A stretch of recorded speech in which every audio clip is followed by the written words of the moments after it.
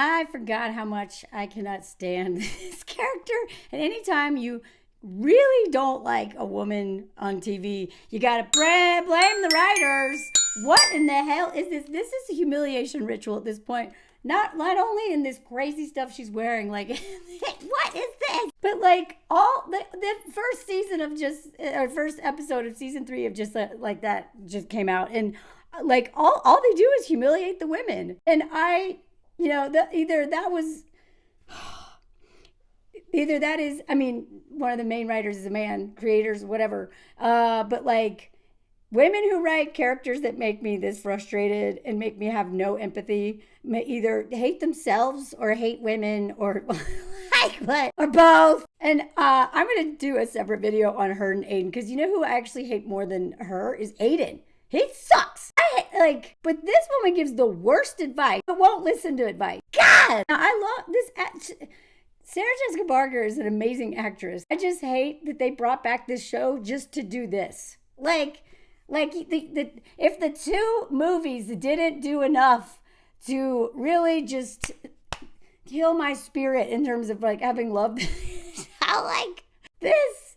Oh, she is in her 50s and still making the same mistakes. But before I get to her and Aidan and how awful of a couple they are, let's recap. Okay, so right out of the gate, we got Carrie sending a postcard in her beautiful apartment, okay? Then she shows up and has drinks with these girls at at the ladies at a lesbian bar because Miranda is too afraid to go by herself. I don't know.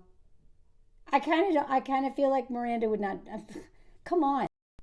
She doesn't have any gay friends. She doesn't have any lesbian friends at all to go to this bar with. Like, why is she hanging out with Carrie and Charlotte here? Anyway, I don't know. Maybe. But that right out of the gate. Well, Carrie, have you heard from Aidan? Yeah, I got a postcard today. Now, look at Charlotte's face. I know Charlotte is the eternal, like, optimist, but she also is, for herself, has very high standards, and it's like it has a lot of self-respect usually. So a postcard, I don't know, I don't think she would be excited about that, because Miranda definitely isn't, rightfully so. What did he write? Nothing. I've been sending him vintage postcards to New York. Miranda's like, to remind him that you're getting old in New York, because what the hell is that? You just draw a heart on them. No, to let him know I'm here and I love him. He's sending her blank postcards back. The love of her life, who she is waiting 5 years for, who she just bought a whole huge mansion-like apartment for him and his children who hate her, that she just met. Like, this woman is so desperate. And she's bored, and she's like, all she's doing is decorating this empty castle that she lives in, that she bought for this loser, who then was like, by the way, I don't think I'm going to move up here for 5 years. You cool? It'll pass just like that. He literally snapped his fingers. I'm going to do a deep dive on them and this whole thing in my next video, because I don't want to lose focus. But what is this? Who in their 50s would accept this? This is what 20-year-old Carrie would accept. But what the hell is this? But that's the thing. This is why I'm so frustrated. She never grows. She never learns. She literally just keeps getting screwed over by men because she's a pickme and she's desperate for validation. But I swear to God, she's just self-abandoning, self-sacrificing, bought his whole house, gave up her apartment because he didn't want to go inside, right? And now she has this whole thing for his kids who hate her. Honestly, she has probably scared Miranda stiff at this point to ever call her on anything, because Miranda is with Steve, because Carrie, if you remember, told Miranda that she's judgmental and harsh when Miranda's like, I don't want to hear about Big anymore. If you do go back to that man, I don't want to hear him. And she was like, that's what you do. You cut everybody off. You cut off Steve, blah, blah, blah. Look at this. It's so cute. She was like, you cut off Steve? You see it? That's what you do. And right after that stupid conversation where Carrie deflected, and instead of being like, yeah, you're right, you know what, if I date this awful dude and you don't want to hear me cry about it all the time, I get it, but please Be here for me when I've learned my lesson and I'm ready to come back. You know what I mean? Nope. She was like, yeah, this Steve. So then Miranda ended up with Steve. I swear to God. I've done a breakdown before. I can do it again. All the times Miranda went back to Steve is because Carrie gave her really bad advice. Okay? So now Miranda is living in Airbnbs. Okay? A lawyer from Harvard is living in Airbnbs because her homosexual son, her homosexual ex and her son are hanging out. Son wants to be what? A bartender now? Great. And Miranda's floating around like, God.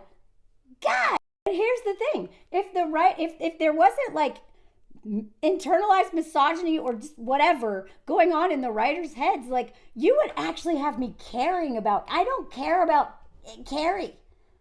I still care about Miranda. I kind of care, but I don't care about Carrie. I really don't, because Bush doesn't learn anything ever. And then she's so arrogant and is like a know-it-all and gives these people all this advice or like bad advice. It's like, well, maybe. And then when she does stuff, like no one can call her on anything.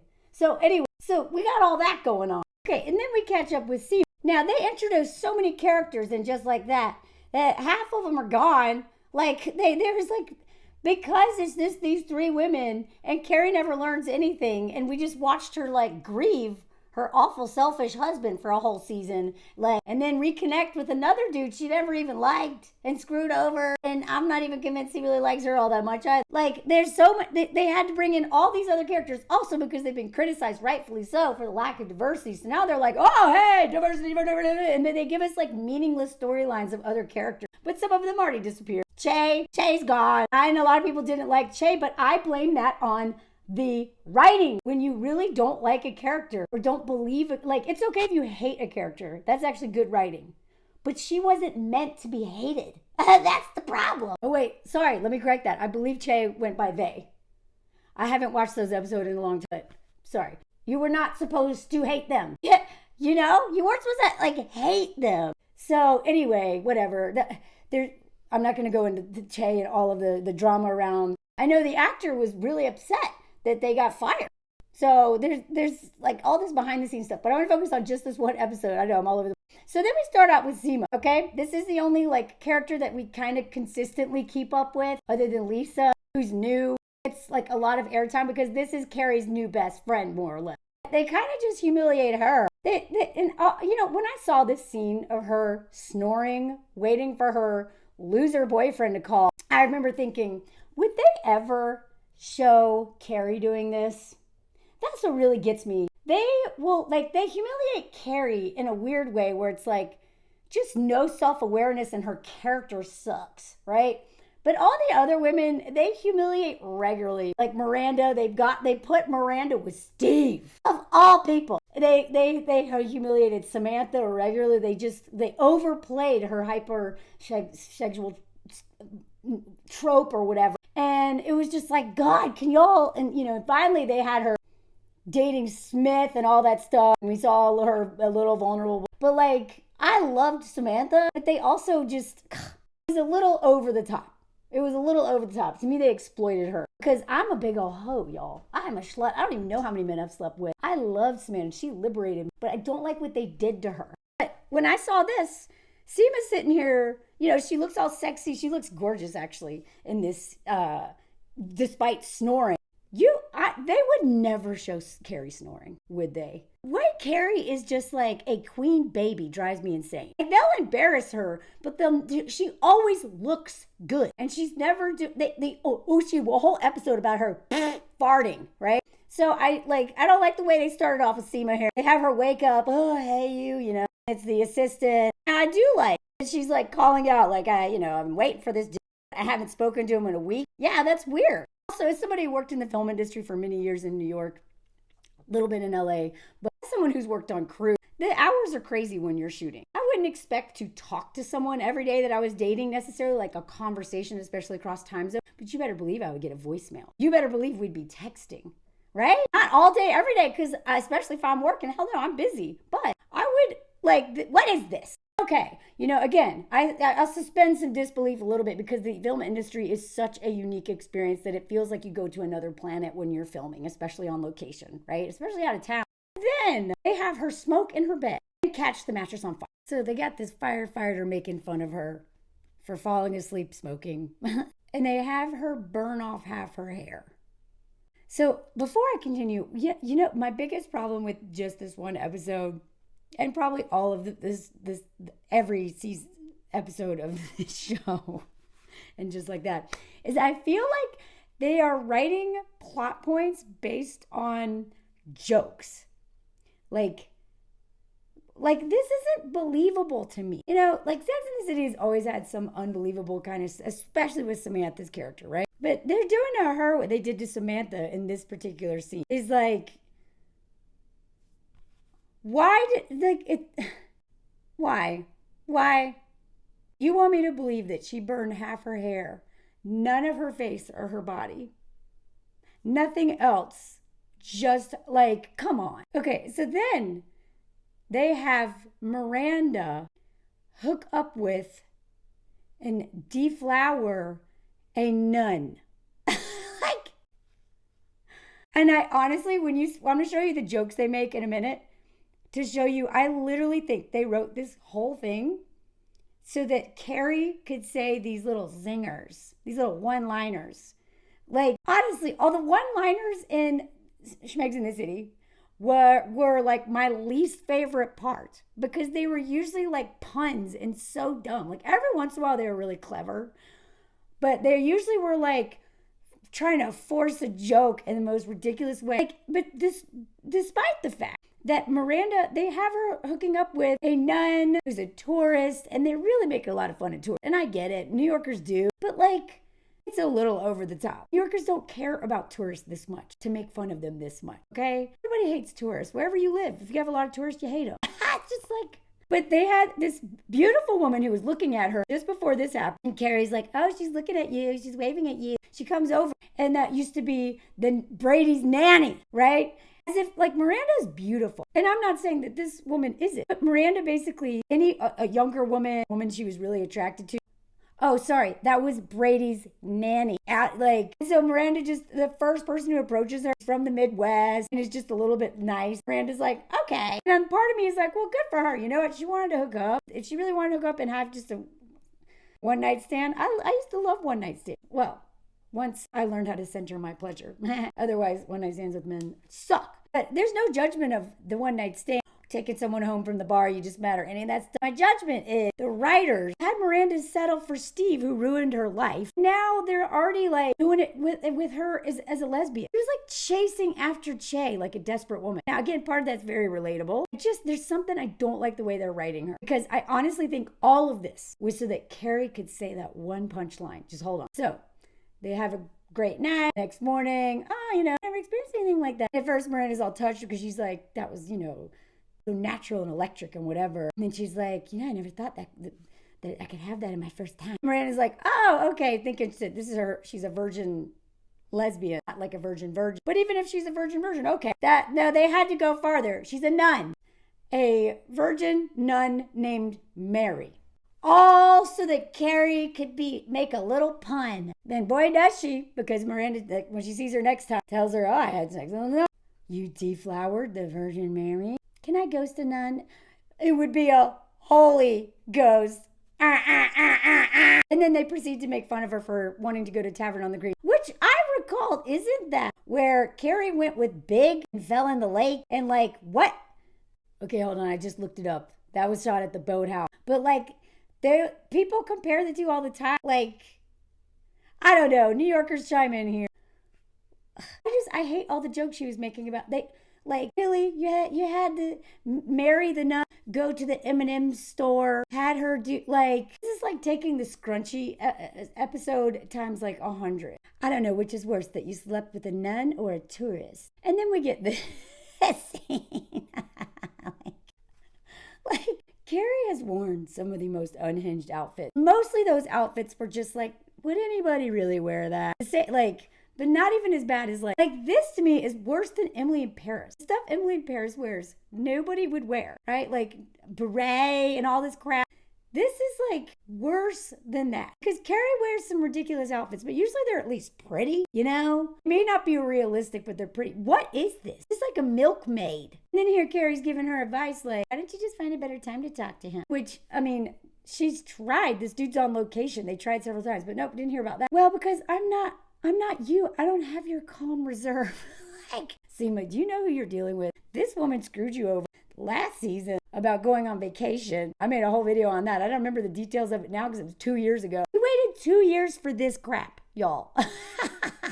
She's a terrible friend. But then she's like, this woman has way more confidence than this woman. Everyone on the show treats Carrie like she is a queen, and it drives me insane. I don't have that calm and believe everything's going to work out. I'm more of a nothing will work out kind of guy. Yeah, that's who Carrie is. Carrie is the sabotager of all relationships. She's calm because she's in delusion that her boyfriend is going to be gone for 5 years. And she bought a house for him, for his kids who hate her. And she's not worried about it. So Carrie is so delusional, y'all. But she's like delusional and arrogant.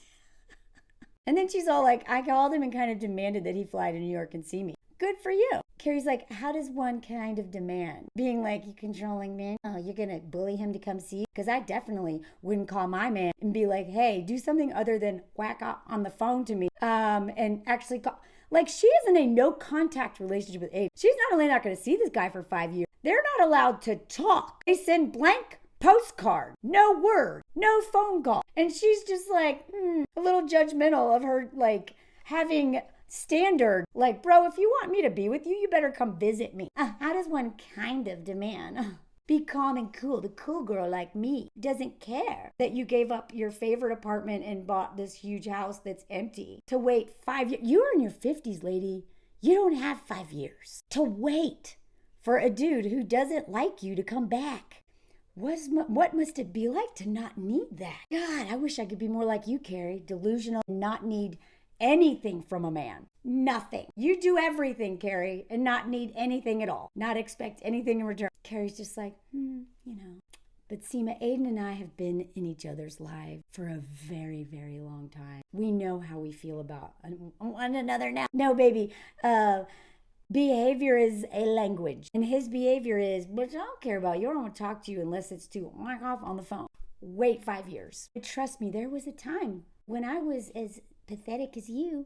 She doesn't say that, but Seema's like, I wish I knew you then. No, you don't. Seema, she was a worse friend then. You're getting the better version of her somehow. Although, not really, because she hasn't changed at all.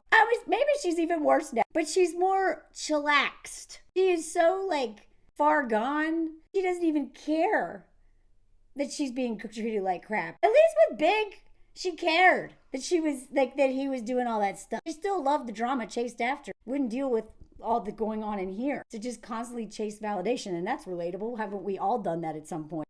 But now it's just gone to the other extreme. We're like, that's okay, I'll just never see him again, whatever.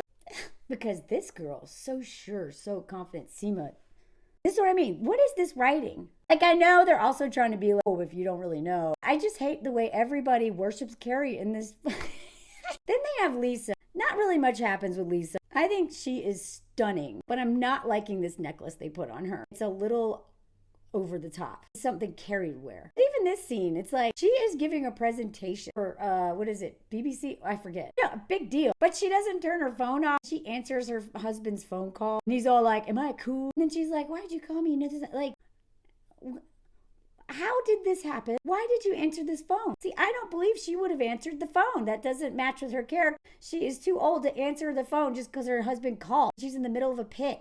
Sorry, I thought it'd be over by now. Yeah, like this scene didn't make sense to me. Then they've got Carrie talking about Velvet with her cat because Carrie is so lonely and bored. They're like playing in... that she's alone with a cat now. Her big shoe. Carrie, you should have married a shoe. Yeah, I swear to God, nothing. You don't care about anything as much as shoes. And her cat. Her cat's name is Shoe. Again. Then the kitchen alarm goes off. So we see Carrie run through this enormous 4-bedroom house. 3 bathroom. Now, for New York City, this is insane. This is a big space anyway. But in New York City, this is insane for her to have a house this big. And she's running and trying to get the alarm to go off. Run, run, run. Empty house, no Aidan. Like, do you not have a couch? What's wrong with you? Just waiting for Aidan for 5 years. And all for this moment. Because in this moment, she gets to deliver the worst line. I'm falling and I can't get up. To try to please the Gen Xers. Seriously, y'all. I really think they had her run through the whole house just to make this joke. What was the point of this? Was it so we could see how big her house is? How big and empty it is? Maybe. Maybe as an excuse for Miranda to come over so she can make fun of can you ghost the Holy Ghost? God, this made me crazy. Anyway, she meets up with Anthony and his boyfriend, who, by the way, they don't humiliate this couple. Interesting. It's just the women they humiliate. Well, maybe every once in a while, Stanley or whatever his name was. Look, I get comedy, all right? I write comedy. I understand some situational humor and the whole doll when Stanley was with the dolls. I'm just saying, I really think that they just purposely humiliate the women on the show a lot. And a lot of it is just to write bad jokes. Now here he calls her on her living, in a castle waiting for Paul Bunyan. And again, he's out of town for how long? I don't know.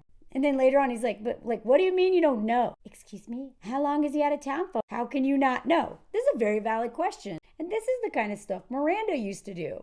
Until Carrie maybe bullied Miranda into submission to shut up. I don't know. But now I'm surprised Miranda's not saying more. She's usually the one who calls Carrie out. Now, Miranda's own choices in dating are not great. But, Miranda is a truth teller in a lot of ways. She's always calling out Carrie's stuff. Sometimes in selfish ways. But a lot of times she really does, try to warn her, what are you doing? And Carrie just doesn't take feedback well. She sure does give it out plenty.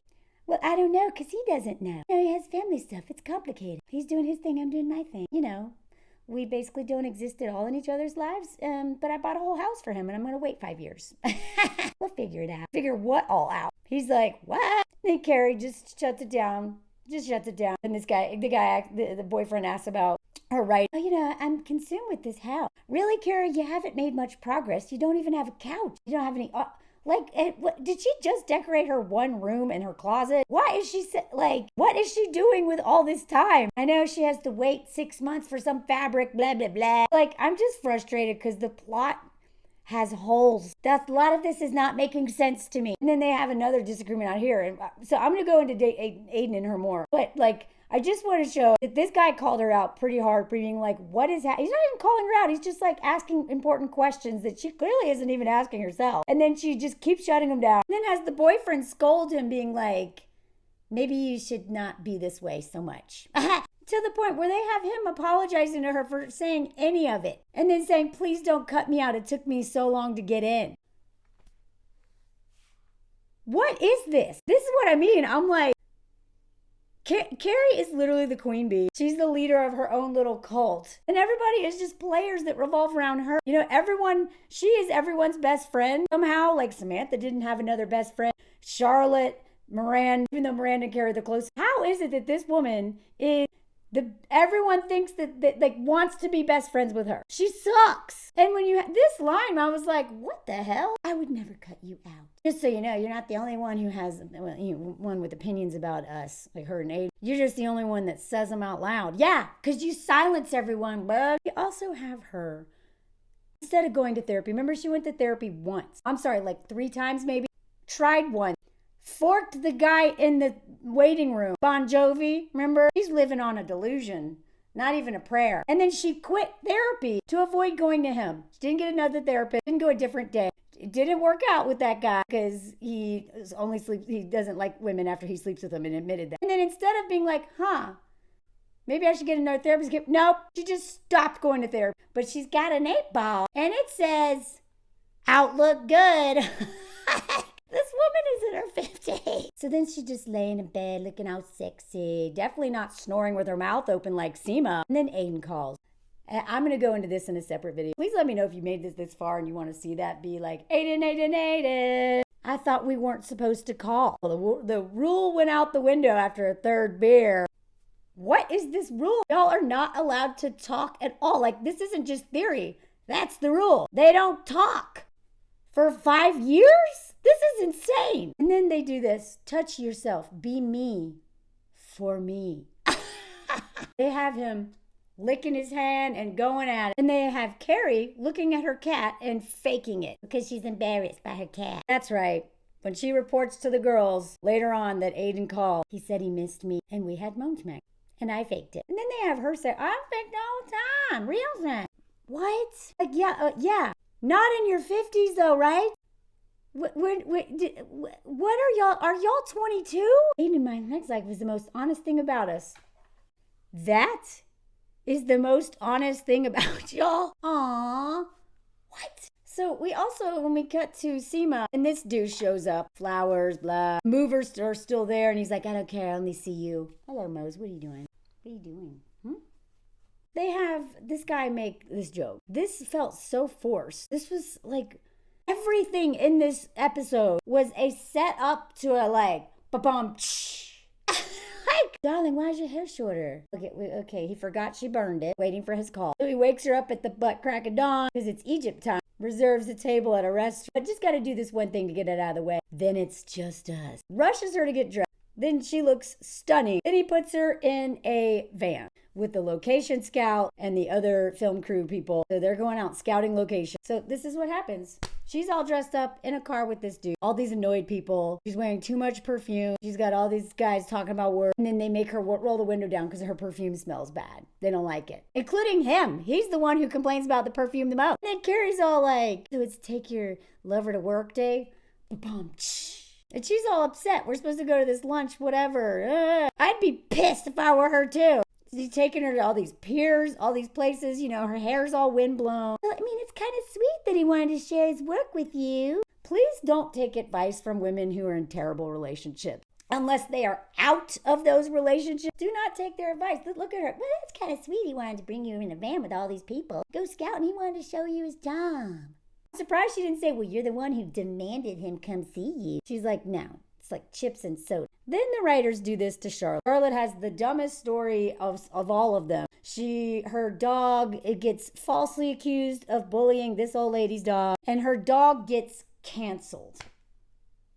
Are y'all kidding me? Anyway, so she breaks up with him. Good for her. At least she's not doing what Carrie would do, which would just stay with him. Then Carrie tries to call Aidan to not have fake phone schmecks, to have real phone schmecks. I'm surprised he answered. She broke his rule. Can't call. She admits that she wasn't there the other night, you know. I mean, that's a whole discussion, but whatever. Then she like, I'm here now. Put your hands down in the sheet. Touching myself the way you touch me, blood. Touch yourself, Aidan. And he's in bed with Wyatt, the kid who hates Carrie the most.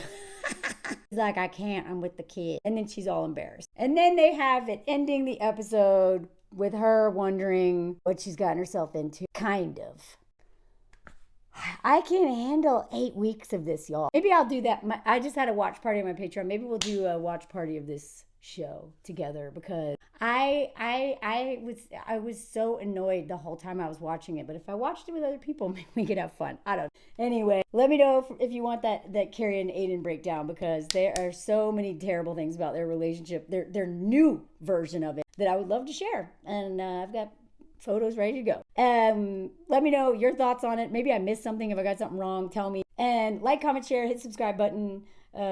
Leave messages longer than 5 words. Apparently that helps with the algorithm. And if you really like my work, and especially if you want to follow us to the US for a month where we're going to go back and visit family, but I'm going to post that stuff on Patreon because I don't really like sharing my personal life so much for the whole internet. Join me over there. That's what pays my bills too. I have watch parties, hangouts on Zoom, lives. I have a live coming up. We're going to go over how we became journalists and immigrants and just lots of cool stuff. So please support my work over there if you can. Let me know if you heard the comment sound. Going to America again. Nashville with the Parthenon and sweet tea.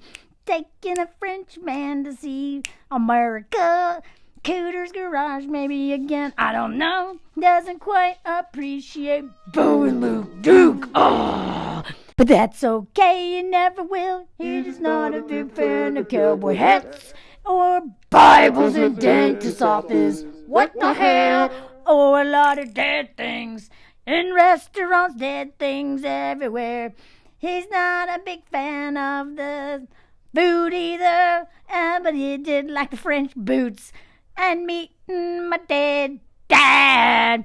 And the gas stations are really weird. He's like, what the hell? Someone drunk off in the stall next to him. And we went to Florida. I lost my shoe on the gator tour in the swamp CSI boats. And then I twisted my ankle with my nieces trying to bounce around. And then I went to Gatorland with a swollen ankle. Then New Mexico.